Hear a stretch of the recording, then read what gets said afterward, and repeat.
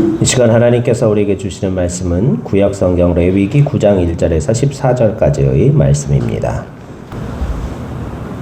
봉독해드리겠습니다.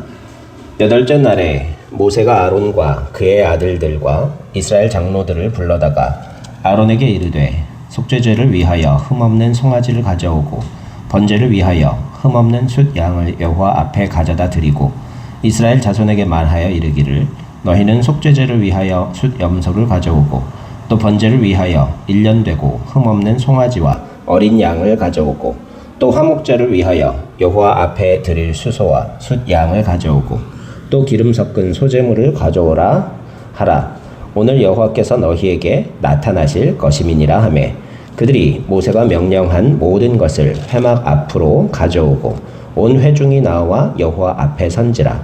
모세가 이르되 이는 여호와께서 너희에게 하라고 명령하신 것이니 여호와의 영광이 너희에게 나타나리라.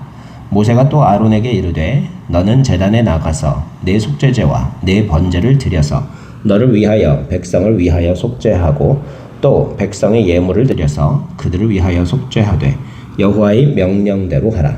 이에 아론이 제단에 나아가 자기를 위한 속죄제 송아지를 잡으매 아론의 아들들이 그 피를 아론에게 가져오니 아론이 손가락으로 그 피를 찍어 제단 뿔들에 바르고 그 피는 제단 밑에 쏟고 그 속죄제물의 기름과 콩팥과 간 거풀을 제단 위에서 불사르니 여호와께서 모세에게 명령하심과 같았고 그 고기와 가죽은 진영 밖에서 불사르니라. 아론이 또 번제물을 잡으매 아론의 아들들이 그 피를 그에게로 가져오니 그가 그 피를 제단 사방에 뿌리고 그들이 또 번제의 제물 곧 그의 각과 머리를 그에게로 가져오매 그가 제단 위에서 불사르고 또 내장과 정강이는 씻어서 단 위에 있는 번제물 위에서 불사르니라. 아멘. 할렐루야. 여러분 집에 초대해본 가장 귀한 손님이 누굽니까? 시부모님이 집에 오신 적이 있으시죠? 며느리들에게는 시부모님을 모시는 게 가장 어려운 손님, 귀한 손님이 아니었을까 싶습니다. 또 어때요? 여러분이 집에 가장 중요하고 귀한 손님 초대해본 경험들이 있어요? 요즘은 친구들 집에 데려와서 노는 일이 이렇게 흔치 않은 것 같아요. 우리 때는 친구네 집에 가서 많이 자주 놀고 그랬었던 것 같은데 이 형제들 친구 집으로 데려온 적이 없는 것 같아요. 교회에 있을 때는 사택이니까 그래도 이렇게 친구들이 오곤 했었는데 여기 친구들이 더 많을 텐데 학교에 근데 이렇게 집으로까지 초대해서 노는 그런 경우가 많지 않은 것 같아요. 요즘은 뭐 아예 청소년들도 나가서 놀 때가 많아서 그런지 나가서 할 일들 많고 그래서 나가서 노는지 집으로 좀 불러오고 그런 게 우리 때보다 많이 줄어든 것 같아요. 그렇죠. 집에 귀한 손님을 초대하면 가장 먼저 무엇부터 합니까? 그렇죠. 청소도 불이 나게 하죠. 장롱문 열면 확 쏟아지면 청소하고 또 청소가 마쳐지면 몸도 깨끗이 단장하고 그리고 이제 손님을 대접할 음식도 준비를 하곤 합니다.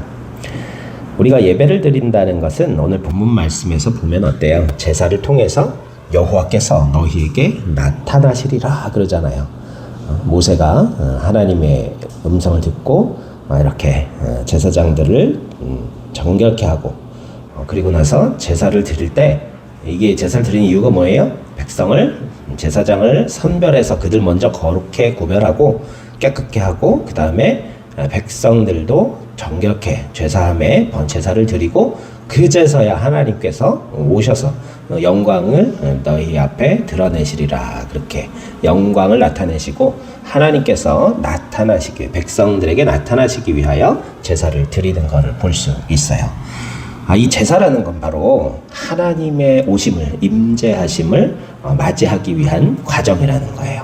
손님을 초대하기 위해 집안 청소하고 몸도 깨끗이 단장하고 음식도 준비하고 그런 것과 같이 이 하나님의 임재하심을 위한 준비가 바로 이 제사라는 거예요. 오늘날의 예배라고 볼 수 있죠. 구약시대의 제사는 오늘날의 우리가 지금 드리는 하나님께 드리는 예배와 마찬가지예요. 그래서 예배의 가장 중요한 요소 가운데 하나는 무엇일까요? 바로 하나님의 임재라는 거예요. 오늘날 성령께서 우리 가운데 예배하는 우리 가운데 계셔야만 그 예배가 온전한 예배가 될 수 있다는 거예요. 아침에도 제가 와서 십자가를 딱 불을 켰죠. 이 불을 켠다는 의미도 십자가에 불을 켠다는 의미도 성령의 임재, 하나님의 임재를 바라는 마음 준비하는, 상징하는 그런 의미가 있습니다. 대뜸 우리 큰아들이 에어컨 먼저 켰잖아요. 그러는 거예요. 하나님 시원하시라고 에어컨 먼저 켰어, 이렇게 농담을 했는데요. 그래야 이 예배도 성령의 임재, 하나님의 임재하심이 가장 중요한 요소 가운데 하나고요. 교회다움 역시도 그리스도와 연합한 성도가 있는 그곳이 바로 교회라는 것을 우리가 알아야만 합니다. 교인이 아무리 많다 하더라도, 교회가 아무리 크다 하더라도 예수님과 온전히 연합한 참된 그리스도인이 그 가운데 없다면 그것은 진정한 의미의 교회일 수 없음을 우리가 알아야 하고요. 또 예배의 의미도 될 수가 없다는 것, 예배의 의미도 없다는 사실을 깨닫기를 소망합니다. 하나님께서 우리에게 찾아와서 우리를 만나주시고 우리와 사귐을 가져주셔야만이 우리가 하나님께 은혜도 누릴 수 있는 거예요. 대다수의 종교들의 목적이 어때요? 길흉화복이잖아요. 그렇죠. 길흉화복. 뭐예요? 화를 멀리하고 복을 가까이 한다라는 게 이 대다수의 종교들의 목적이에요. 이 부자들, 많이 배운 부자들도요, 이 무당, 용하다는 무당한테 쓰는 돈이 장난이 아니라는 거예요. 못 배운 사람도 아니에요. 아주 좋은 대학 교육 다 받고 부유하게 넉넉하게 자란 사람들도 이 용하다는 점집에 무당한테 가가지고 몇 억씩 주면서 이렇게 애군을 막아달라 그러고 뭐 그런 구슬하고 그들의 조언을 듣고 그러는 게 많아요. 근데 용한 무당이 있긴 있어요. 그래서 걔네들이 맞추는 것도 많이 있어요. 왜? 걔들이 모시는 신들 있잖아요. 귀신들. 그 신들도 영적 존재이기 때문에 사람보단 지혜롭고, 그리고 앞날이나 미래에 대해서 어느 정도 예측할 수 있다는 거예요. 그래서 그런 것들이 있지만 하나님께서 되게 싫어하세요. 왜? 그 귀신들이 그냥 거저 맨입으로 그런 거 주는 게 없어요. 걔네는 다 나쁜 목적이 있어요. 궁극에 가서는 사람 유익하게 하려는 착한 귀신? 아니에요. 뭔가 대가를 요구한단 말이에요. 대가를 요구해요. 꼭 무당집 가갖고 돈을 왜 줘? 그냥 좋은 일 하려면 그냥 가르쳐주면 되잖아요. 근데 돈을 받든 뭘 하든 이 대가를 받아 간다는 거죠. 그런 이 다른 종교들은 대부분 그래요. 기륭화복이 많아요. 이 절에 다니는 사람들 얘기하는 거 제가 들었다 그랬잖아요. 칼국수집에서 들어보니까 연등을 하나를 했더니 1년 내내 뭐 건강하고 뭐 교통사고도 하나도 안 났다 그러더라. 막 그러면서 서로 막 얘기하는 거예요. 너 오늘 연등 2개만 해라. 뭐 누군 3개만 해라. 막 그러는 거예요.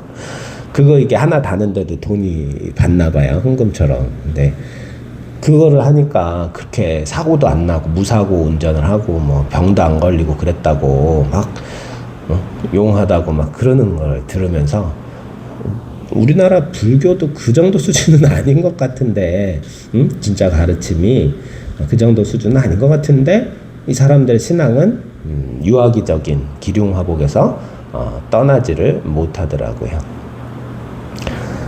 이 기독교는요, 다른 종교와 달리 어때요? 기복신앙에 머물러서는 안 되겠죠? 종교가 삶의 수단으로 생각되고 또 세상 중심적인 사고방식을 가지고 있는 게 다른 종교의 믿음들이지만 우리 기독교는요, 이 세상 중심이 아니라 하나님 말씀 중심이라는 거예요. 그리고 이 종교가, 우리의 믿음이 삶의 수단이 아니라 우리 삶의 목적이 되어야 하는 것, 그것이 바로 우리 기독교가 다른 종교와의 차별점이라고 볼 수 있습니다. 이 하나님과의 교제, 하나님과의 사귐을 통하여서 우리 인생의 목적이 하나님 중심으로 바뀌어간다는 거죠. 그를 위해서 하나님께서 우리에게 찾아와 주셔야 돼요. 우리를 만나 주셔야 되고 말씀을 우리에게 주셔야 되고 계시해 주 스스로를 드러내 주시고 만나 주셔야 우리에게 찾아와 주셔야 우리가 하나님을 만나고 하나님의 말씀을 배울 수 있고 하나님의 뜻대로 살아갈 수가 있게 된다는 거예요. 이 우리가 원하는 많은 은혜들이 있죠. 우리 그리스도인들도 세상에서 살아가면서 얻고자 하는, 누리고자 하는 많은 은혜들이 있어요. 하지만 그 은혜들을 누리기 위해서 먼저 필요한 게 무엇이라고요? 바로 하나님의 임재하심인데요. 그 하나님의 임재를 어떻게 준비하는지 오늘 본문은 우리에게 제사 규정을 통하여 잘 가르쳐 주시고 계십니다. 제단 봉헌식을 드리는 거예요. 처음으로 제단을 만들어서 그 제단을 가동하는 거예요. 그리고 하나님께서 모세를 통하여 명하신 제사의 규정들을 처음으로 이스라엘에서 해보는 거예요. 지금. 그리고 제사장도 첫 제사장이 누구였어요? 모세의 형님이었던 아론이잖아요. 아론으로 제사장을 세워가지고 이 제사장들을 세워서 그들을 먼저 거룩해 해요. 그리고 제단을 사용해가지고 그들을 먼저 거룩해 한 다음에 백성을 위한 제사도 드리게 되는 거죠. 이 과정에서 우리가 주목해 봐야 할 것이 있는데요. 하나님께서 이 제사, 성막과 제사 제도를 주신 이유가 바로 백성과의 만남과 사귐을 위한 거라는 것을 우리가 알 수 있죠. 그런데 가장 먼저 제사장 아론이 속죄제를 하나님 앞에 드린다는 거예요. 이 제사를 집행해야 될 아론부터 깨끗해져야 비로소 이제 백성을 위한 제사도 집행을 할 수가 있게 된다는 거죠. 이 더러운 것을 버리고 정결케 하는 의식인 제사장 아론의 속죄제를 통해서 우리가 묵상해야 할 것이 있는데요. 이 제사장 뿐만 아니라 백성의 죄까지 속죄하기 위해 먼저 아론의 죄를 사함을 받았어야 됐다는 거예요. 그런데 우리가 한 가지 단어를 통해서 생각해 볼 게 이 아론의 속죄제에 드리는 제물, 이 송아지라는 단어가 다른 데서 사용하는 이 송아지라는 단어하고 다른 단어를 사용해요. 뭐냐면요. 아론이 이스라엘 백성과 함께 하나님 앞에 죄를 범했던 적이 한 번 있죠. 대표적인 게 뭐예요? 생각나는 거 있어요? 금송아지 만들었잖아요. 그쵸? 모세가 시내산에서 율법 받기 위해서, 십계명 받기 위해서 올라갔을 때 아론이 백성들이 하도 불평불만하고 모세가 죽은 것 같다. 40일이 지나도 내려오질 않으니까 소식도 없으니까 모세가 죽은 것 같다. 그러면서 막 동요하기 시작하고 결국에는 막 반란을 일으킬 정도로 분노하기에 이르르죠. 그래서 백성들을 다스리고 잠잠케 하기 위해서 아론이 어떻게 했어요?